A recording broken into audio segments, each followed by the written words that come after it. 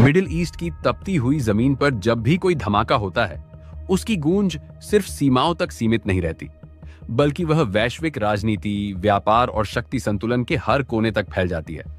और इस बार जो हुआ, उसने एक बार फिर यह साबित कर दिया कि दुनिया अब किसी भी क्षेत्रीय घटना को स्थानीय कहकर नजरअंदाज नहीं कर सकती।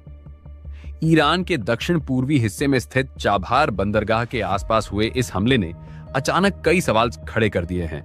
ऐसे सवाल जिनके जवाब सिर्फ सैन्य विश्लेषण में नहीं, बल्कि भू राजनीतिक रणनीति, आर्थिक हितों और छिपे संदेशों में छुपे हैं।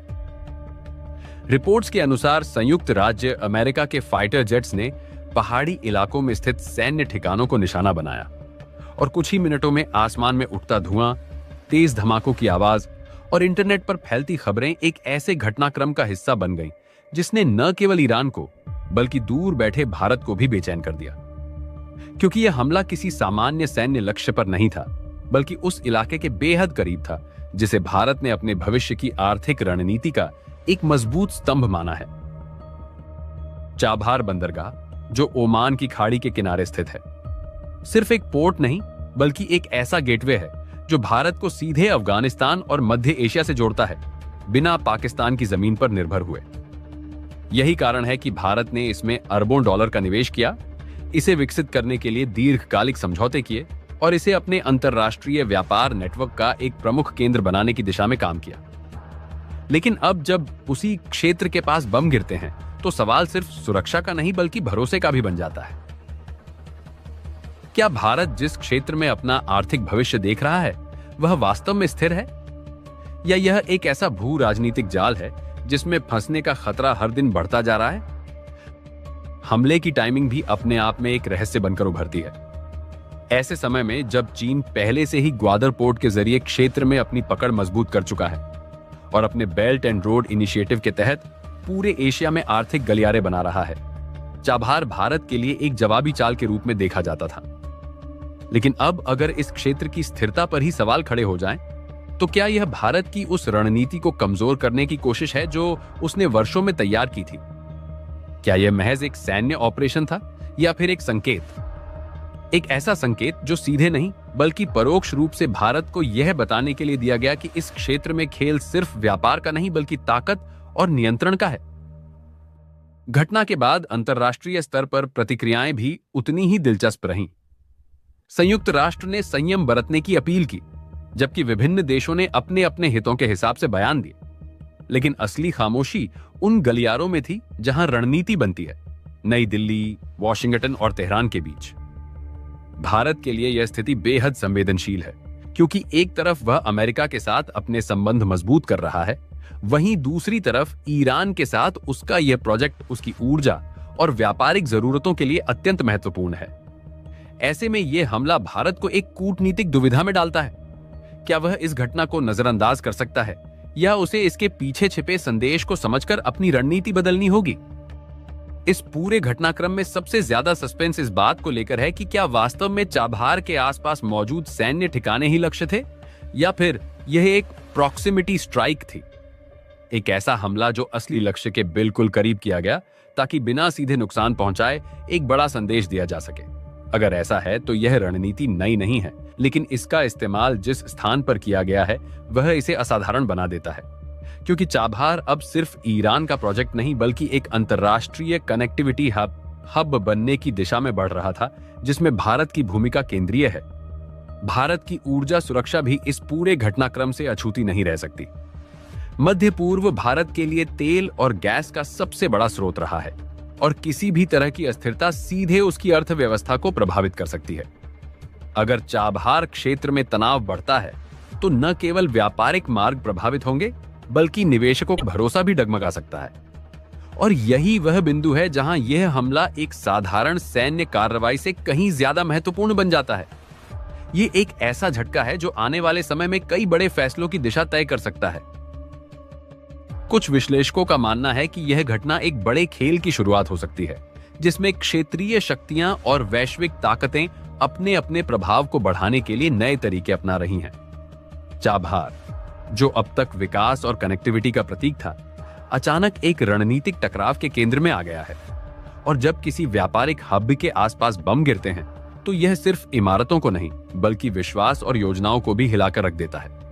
अब सवाल यह नहीं है कि हमला क्यों हुआ, बल्कि यह है कि इसके बाद क्या होगा। क्या भारत अपने निवेश को और मजबूत करेगा या वह इस क्षेत्र में अपने कदमों को थोड़ा धीमा करेगा? क्या ईरान इस घटना को एक चेतावनी मानकर अपनी सुरक्षा व्यवस्था को और सख्त करेगा या वह इसे एक बड़े टकराव की शुरुआत के रूप में देखेगा? और सबसे अहम, क्या यह घटना वास्तव में भारत के लिए एक संदेश थी या फिर वह एक ऐसे खेल का हिस्सा बन गया है जिसमें खिलाड़ी तो कई हैं लेकिन नियम किसी के हाथ में नहीं? जैसे जैसे समय बीत रहा है, इस हमले के पीछे की परतें धीरे धीरे खुल रही हैं, लेकिन हर नई जानकारी के साथ सस्पेंस और गहरा होता जा रहा है। चाबहार की शांत दिखने वाली लहरों के नीचे अब एक ऐसी हलचल शुरू हो चुकी है जो आने वाले समय में न केवल क्षेत्रीय बल्कि वैश्विक राजनीति की दिशा बदल सकती है। और इसी के साथ एक अनकहा सवाल हवा में तैर रहा है, क्या यह सिर्फ एक शुरुआत है या फिर उस तूफान की पहली आहट जो अभी पूरी तरह सामने आना बाकी है? दरअसल चाबहार पोर्ट भारत की विदेश नीति, आर्थिक रणनीति और क्षेत्रीय भू राजनीति का ऐसा केंद्र बन चुका है जिसकी अहमियत सिर्फ एक बंदरगाह तक सीमित नहीं है, बल्कि यह एक पूरे वैकल्पिक भू आर्थिक कॉरिडोर की रीढ़ के रूप में उभर रहा है।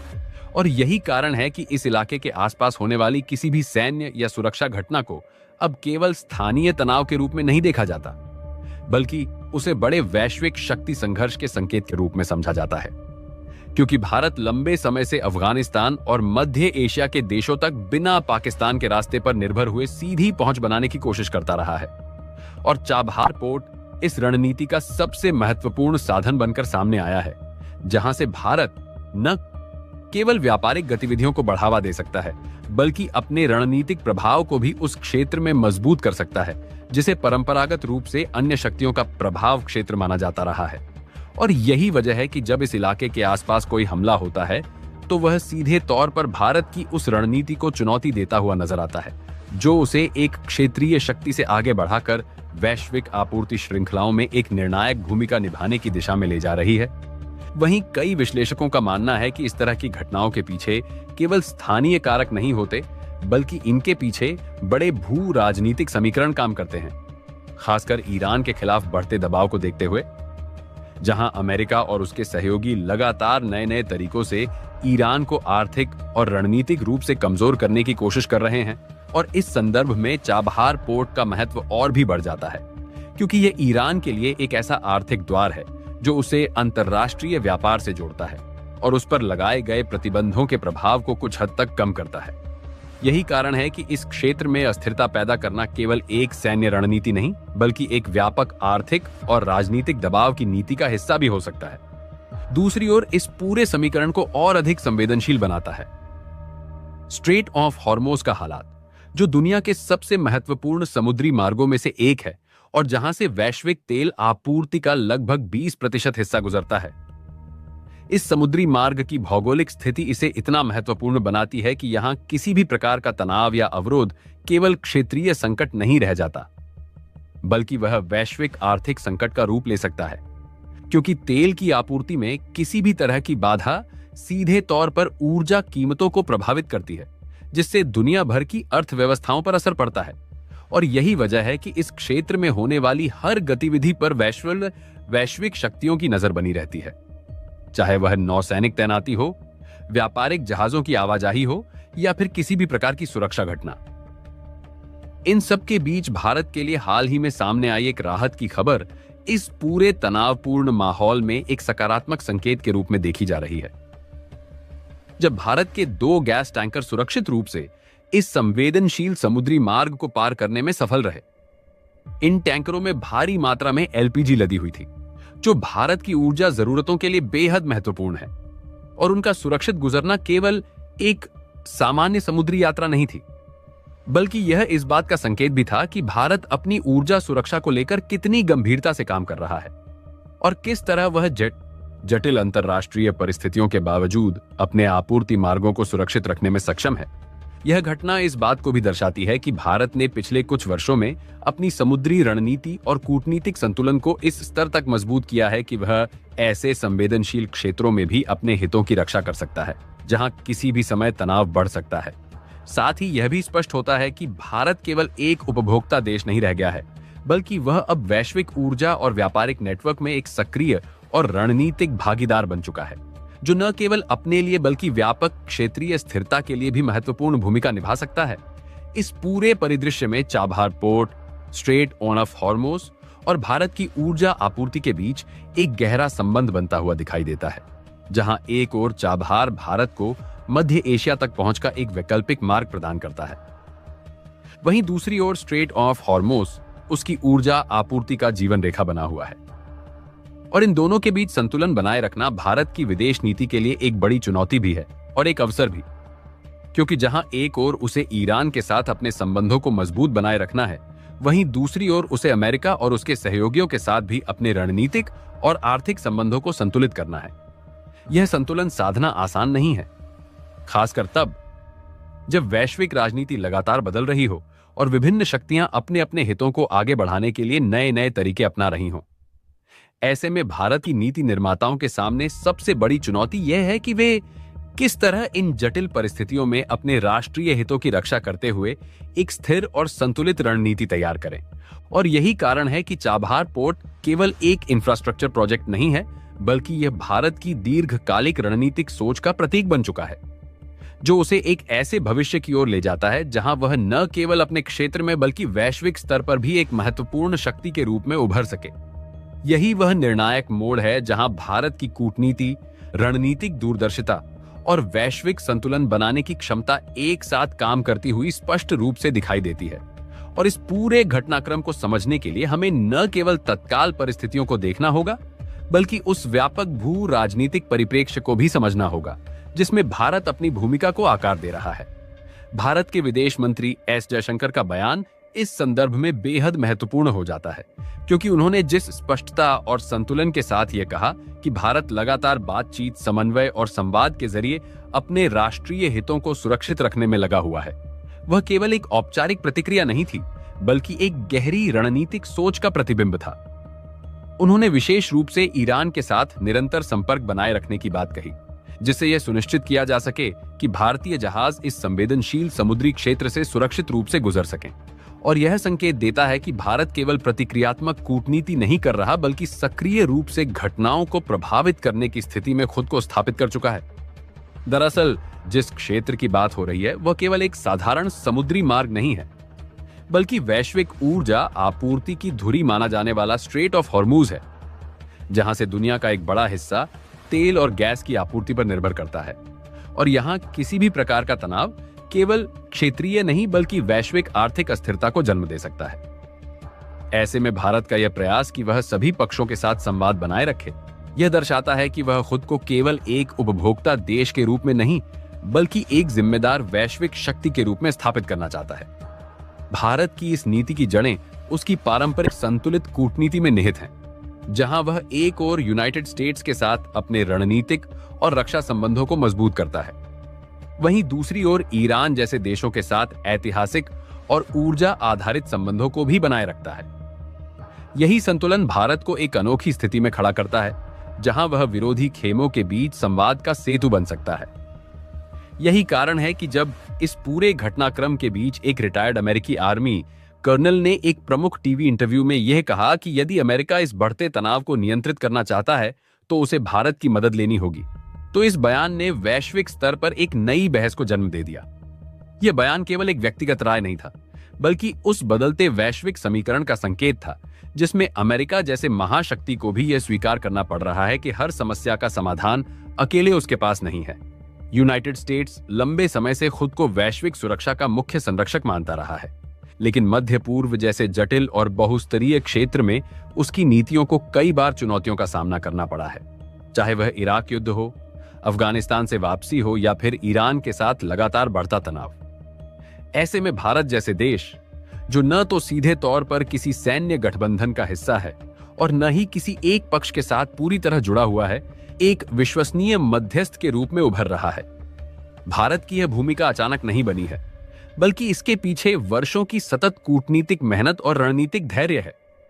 इंडिया ने हमेशा रणनीतिक स्वायत्तता की नीति को अपनाया है, जिसका मतलब है कि वह अपने राष्ट्रीय हितों के आधार पर निर्णय लेता है, न कि किसी बाहरी दबाव में। यही कारण है कि वह एक ही समय में रशिया से रक्षा सहयोग बनाए रख सकता है, यूनाइटेड स्टेट्स के साथ तकनीकी और आर्थिक साझेदारी कर सकता है और ईरान के साथ ऊर्जा और कनेक्टिविटी परियोजनाओं पर काम कर सकता है।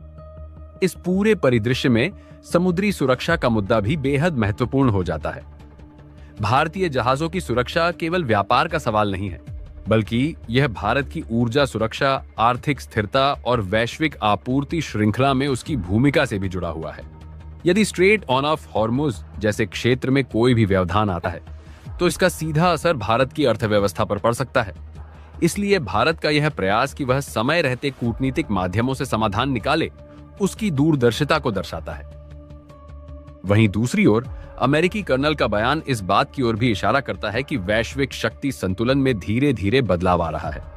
जहां पहले अमेरिका और उसके सहयोगी देश ही अंतर्राष्ट्रीय संकटों का समाधान तय करते थे, वहीं अब भारत, चाइना और अन्य उभरती शक्तियां भी इस प्रक्रिया में महत्वपूर्ण भूमिका निभाने लगी हैं। हालांकि भारत और चाइना के बीच प्रतिस्पर्धा भी है, लेकिन दोनों देशों का वैश्विक प्रभाव लगातार बढ़ रहा है, जिससे अंतर्राष्ट्रीय राजनीति अधिक बहुध्रुवीय होती जा रही है। इस पूरे घटनाक्रम का एक मनोवैज्ञानिक पहलू भी है, जिसे नजरअंदाज नहीं किया जा सकता।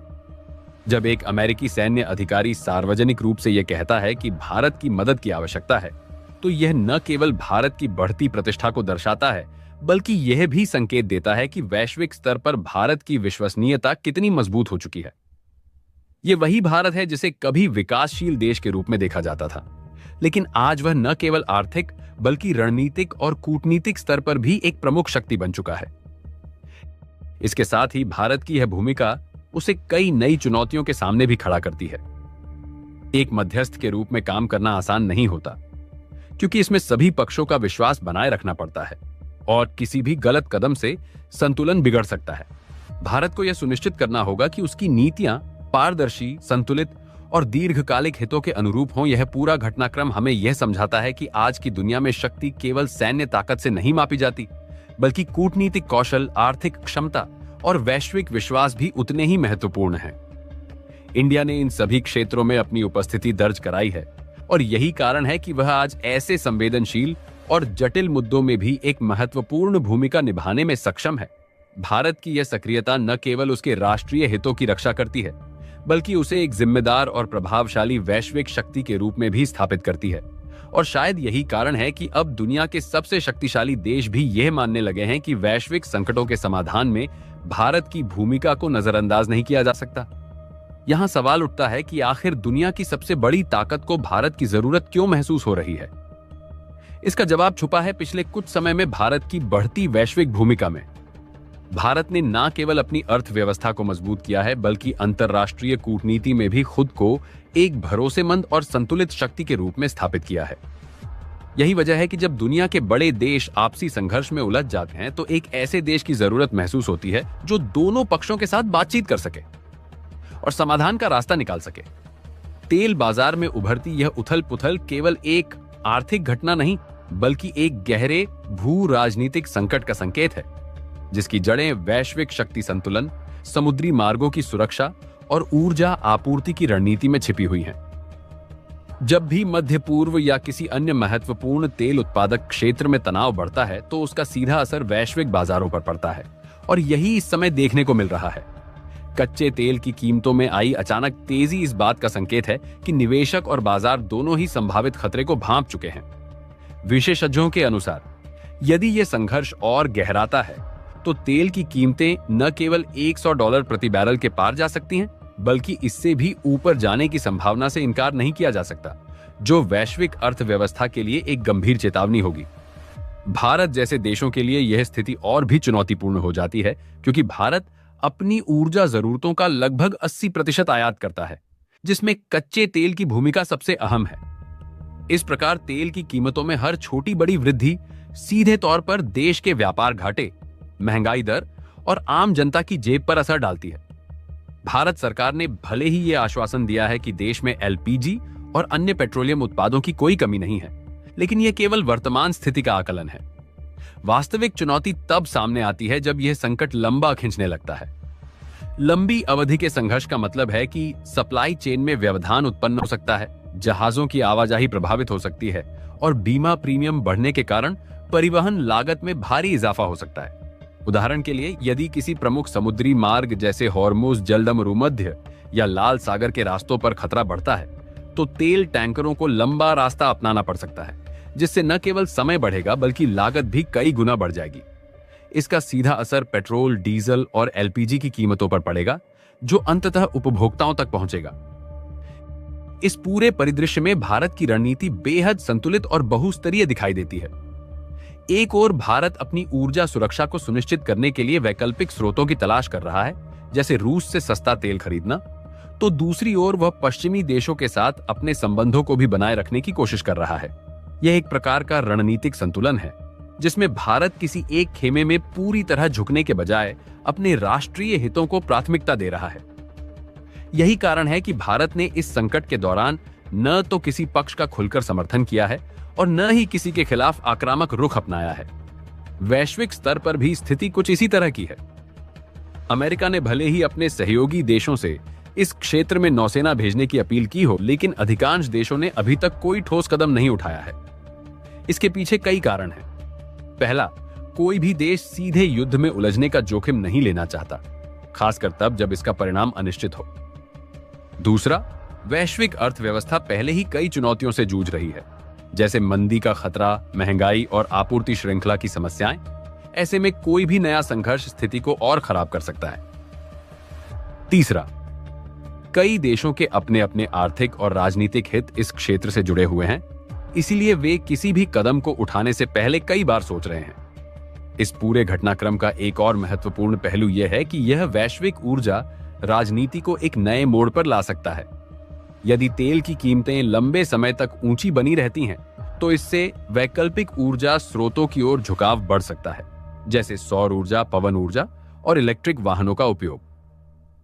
हालांकि यह एक दीर्घकालिक प्रक्रिया है और इसका तत्काल प्रभाव सीमित होगा, लेकिन यह निश्चित रूप से ऊर्जा क्षेत्र के भविष्य को प्रभावित करेगा। भारत पहले से ही इस दिशा में काम कर रहा है, जैसे सौर ऊर्जा परियोजनाओं का विस्तार और इलेक्ट्रिक मोबिलिटी को बढ़ावा देना। लेकिन मौजूदा संकट यह दर्शाता है कि अभी भी देश को पारंपरिक ऊर्जा स्रोतों पर काफी हद तक निर्भर रहना पड़ता है।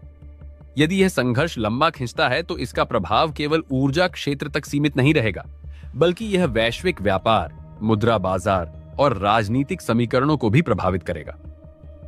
उदाहरण के लिए, तेल की कीमतों में वृद्धि से डॉलर मजबूत हो सकता है, जिससे विकासशील देशों की मुद्राओं पर दबाव बढ़ेगा। इसके अलावा महंगाई बढ़ने से केंद्रीय बैंकों को ब्याज दरें बढ़ानी पड़ सकती हैं, जिससे आर्थिक विकास की गति धीमी हो सकती है। भारत के लिए यह एक दोहरी चुनौती होगी, जहां उसे एक ओर महंगाई को नियंत्रित करना होगा और दूसरी ओर आर्थिक विकास को बनाए रखना होगा। जमीनी स्तर पर आम लोगों के लिए इसका मतलब है कि आने वाले समय में रोजमर्रा की जिंदगी महंगी हो सकती है। परिवहन लागत बढ़ने से खाने पीने की चीजों के दाम बढ़ सकते हैं, बिजली उत्पादन की लागत बढ़ सकती है और उद्योगों पर भी इसका असर पड़ सकता है, जिससे रोजगार और उत्पादन प्रभावित हो सकते हैं। हालांकि सरकार विभिन्न उपायों के माध्यम से इस प्रभाव को कम करने की कोशिश करेगी, जैसे टैक्स में कटौती, सब्सिडी और रणनीतिक भंडार का उपयोग। लेकिन इन उपायों की भी अपनी सीमाएं हैं। यह स्पष्ट है कि वर्तमान स्थिति केवल एक अस्थायी संकट नहीं, बल्कि एक व्यापक वैश्विक परिवर्तन का संकेत हो सकती है। भारत जैसे देशों के लिए यह एक परीक्षा की घड़ी है, जहां उन्हें अपनी आर्थिक मजबूती, कूटनीतिक कौशल और रणनीतिक दूरदर्शिता का प्रदर्शन करना होगा। आने वाले समय में यह देखना दिलचस्प होगा कि यह संकट किस दिशा में जाता है और इसका वैश्विक व्यवस्था पर क्या प्रभाव पड़ता है। लेकिन इतना निश्चित है कि इसका असर लंबे समय तक महसूस किया जाएगा और यह दुनिया को एक नई दिशा में ले जा सकता है। यह स्थिति अमेरिका के लिए भी चुनौतीपूर्ण बनती जा रही है, क्योंकि उसे अपने दम पर इस पूरे संकट को संभालना पड़ सकता है। उधर ईरान भी अपने रुख पर कायम है और उसने साफ कर दिया है कि वह पीछे हटने वाला नहीं है। ऐसे में यह टकराव कब तक और किस दिशा में जाएगा, यह कहना मुश्किल है। लेकिन इतना जरूर है कि इसका असर सिर्फ एक क्षेत्र तक सीमित नहीं रहेगा, बल्कि पूरी दुनिया की राजनीति और अर्थव्यवस्था पर इसका प्रभाव पड़ेगा। भारत के लिए यह समय बेहद अहम है। एक तरफ उसे अपने निवेश और ऊर्जा सप्लाई को सुरक्षित रखना है, तो दूसरी तरफ वैश्विक मंच पर अपनी भूमिका को और मजबूत करना है। यही वजह है कि भारत हर कदम बेहद सोच समझकर उठा रहा है। अब यह मामला सिर्फ एक हमले या एक पोर्ट तक सीमित नहीं रहा, बल्कि यह सीधे वैश्विक ऊर्जा सप्लाई, समुद्री सुरक्षा और बड़े देशों की रणनीतिक सोच से जुड़ गया है।